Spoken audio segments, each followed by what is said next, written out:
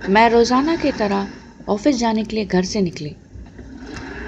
गाड़ी चलाने में अब कोई मज़ा नहीं। कितनी गाड़ियाँ उतर आई है रोड पर। अब बस कोई ट्रैफिक ना मिले। ओहो, ट्रैफिक का नाम लिया और ट्रैफिक हाजिर। ये ट्रैफिक मुझे हमेशा इसी सिग्नल पे क्यों रोक देता है? जब भी मेरी गाड़ी इस सिग्नल पर रुकती है तो सिग्नल के पास खड़े इस मकान को मैं निहार लेती हूँ। बाकियों जैसा ही दिखता है पर बाकियों से थोड़ा सा हटके है। इसकी बनावट और दीवारों में बिल्कुल सादापन है, पर जो इसकी खिड़कियां और खिड़कियों के ऊपर जो छज्जे बने हुए हैं वो मेरा ध्यान इसकी तरफ खींच लेती हैं। मानो जैसे मेरी आंखें इस पर टिकी जाती हैं। इसकी लॉन में एक मोहतरमा की मूरत खड़ी है जिनके झुके हुए हाथों से फुवारे का पानी बहता है, जैसे किसी मुसाफिर की प्यास बुझाने का इंतजार कर रही हो। सिग्नल रेड से ग्रीन हुआ और मैं ऑफिस की तरफ चल दी। रोज की तरह ऑफिस पहुंचकर मैंने अपना दिन काम में डुबो लिया। सारा प्लीज कैबिन आना। बॉस का फोन था। बॉस कैबिन क्यों बुला रहे हैं? एनीवेज, चलो बुलावा आया है। गाते गाते बॉस के कैबिन पहुंची। बॉस ने एक फाइल दी और कहा कि कल तक सबमिट कर देना। कल तक सबमिट कर देना, ये भी कोई टाइम है? 4 बजे, ऑफिस छूटने में सिर्फ 2 घंटे बाकी हैं। मैं कैसे कर पाऊंगी?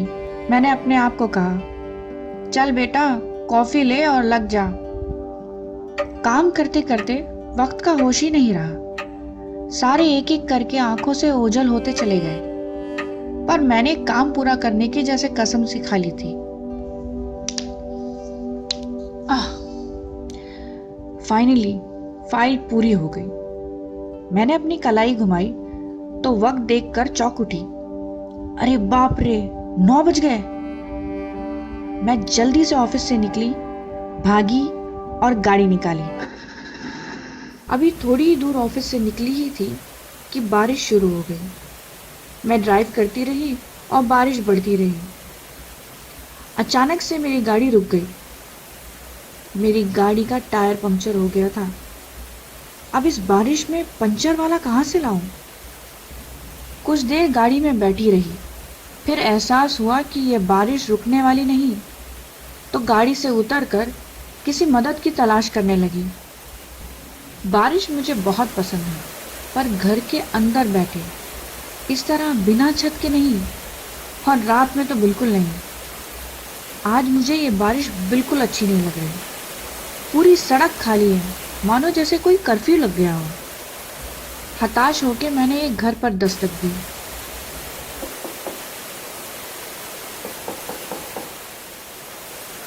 इतनी बार दरवाजा पीटने पर आखिर दरवाजा खुला।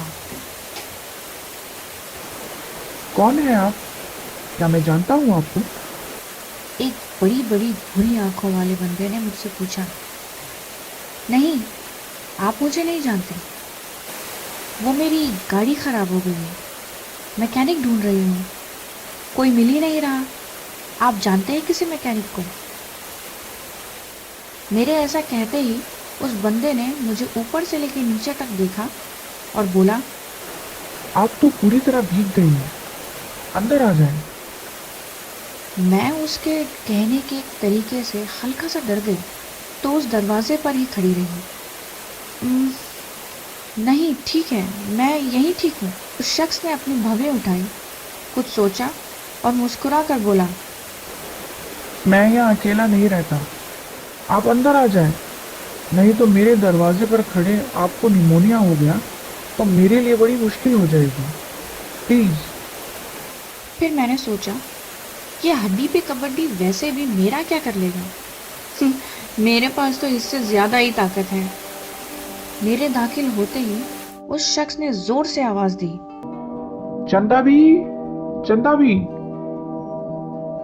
जल्दी से एक टॉवल ले आए। घर के अंदर वाले कमरे से एक मध्यम वर्ग औरत टॉवल लेकर आ गई। शायद यही चंदा भी है। वो शख्स बोला, आप खड़ी क्यों हैं? बैठे ना। मैंने कमरे में सरसराती नजर घुमाई और कोने पे रखी एक प्लास्टिक की कुर्सी पर जाके बैठ गई। वो शख्स हंसकर बोला, अरे, वहां कोने में क्यों जाके बैठ गई? आप अभी भी मुझसे डर रही हैं?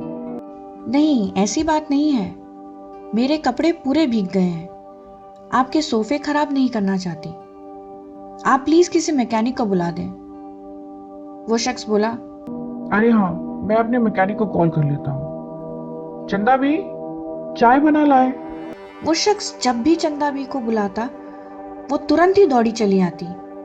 ऐसा लगता था जैसे कि वो डर के मारे चौकन्ना ही रहती हो। जितनी देर में उस शख्स ने कॉल खत्म किया, चाय उतनी देर पे टेबल पर भी पहुंच गई। अब या तो ये इस शख्स का तहलका था या चंदाबी की कुशलता। खैर, उस शख्स ने वापस आके मुझे बताया कि उनका मैकेनिक शहर में नहीं है, पर वो अपने किसी दोस्त को भेज देगा। मैंने खुशी से सामने रखी चाय पीनी शुरू कर दी। उस शख्स ने कहा, आप अपने घर पर बता दें कि आप बारिश में फंस गई हैं। परेशान हो रहे होंगे वो। मेरे लिए परेशान होने को कोई नहीं है, मैंने कहा और अपनी चाय पीती रही। कुछ देर बाद उस शख्स ने अपना नाम बताया। मैं जुनैद। और आप? मैंने मुस्कुराकर बोला, मैं सोनिया। हम दोनों में एक बात कॉमन है। वो क्या? हम दोनों के लिए परेशान होने को कोई नहीं। इतने में चंदा भी आई और चाय के खाली कप्स ले गई। चंदा भी मेरे घर की देखरेख करती है। घर की या आपकी? जब मैं होता हूँ तो मेरी भी, और नहीं तो घर की ही। मतलब? मैं यहाँ नहीं रहता, कभी कदा रहता हूँ। ये मेरे माता पिता का घर है। मैं मसूरी में रहता हूँ। मसूरी? सुना है बहुत ठंड होती है वहां। हाँ, होती तो है, और बहुत शांति भी। बारिश की बूंदों की आवाज में इजाफा होता चला जा रहा था। मैं खिड़की की तरफ देखने लगी तो जुनैद बोला, मैं छोड़ देता हूँ आपको। आप क्यों तकलीफ करते हैं? कुछ देर ही की बात है, मैकेनिक आता ही होगा। मुझे भीगे कपड़ों में ठिठुरता देख जुनैद ने फिर आवाज लगाई, चंदा भी, चंदा भी, कुछ कपड़े ले आए इनके लिए। बस आवाज लगाने की देरी थी कि चंदा भी हाजिर। आप ये कपड़े पहन ले। मुझे अपने घर में छींक की आवाज पसंद नहीं। अब मुझे ये समझ नहीं आया कि इस बंदे ने ये गुस्से में बोला या चिंता में। ये शख्स मुझे समझ ही नहीं आता। कभी डराता है, कभी चिंता जाहिर करता। जैसे ही चंदा भी कपड़े कमरे में लेके आई, जुनैद अंदर के कमरे में चला गया। जुनैद के वहां जाने से जैसे मुझे जासूसी करने का मौका मिल गया था। मैंने तुरंत ही चंदा भी से पूछा कि चंदा भी, आप इस तरह इतनी चौकन्ना क्यों रहती हैं? क्या ये बहुत गुस्सा करते हैं? गुस्सा तो उनकी आंखों में दिखाई देता है, कितने गुस्से वाले होंगे वो। या फिर आपकी गलती करने पर शायद आपकी तनख्वाह से पैसे भी कुछ काट लेते हो। शक्ल से ही खड़ूस दिखाई दे रहे हैं। फिर चंदा भी ने बताया कि ऐसी कोई बात नहीं है, बड़े ही शांत स्वभाव के हैं वो। चंदा भी को आवाज देने पर अगर चंदा भी नहीं आती हैं तो वो खुद ही काम कर लेते हैं। चंदा भी को ये बात अच्छी नहीं लगती कि उनके होते हुए उनके साहब काम करें, इसलिए वो इतनी चौकन्ना रहती हैं। और वो ये भी कह रही थी कि उन्होंने जुनैद की आवाज़ कभी ज़्यादा सुनी नहीं है, उन्हें बात करने की आदत नहीं है।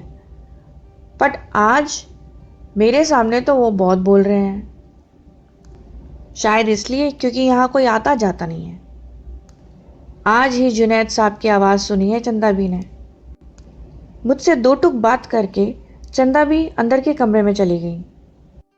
जुनैद कमरे में लौट आया। बारिश को देखकर लग ही नहीं रहा था कि उसका रुकने का कोई मूड है। मैं किसी अजनबी के घर कपड़े कैसे बदल सकती थी?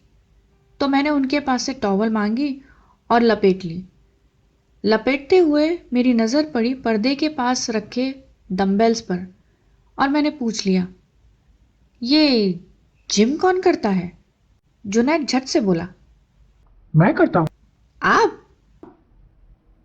क्यों? लगता नहीं है।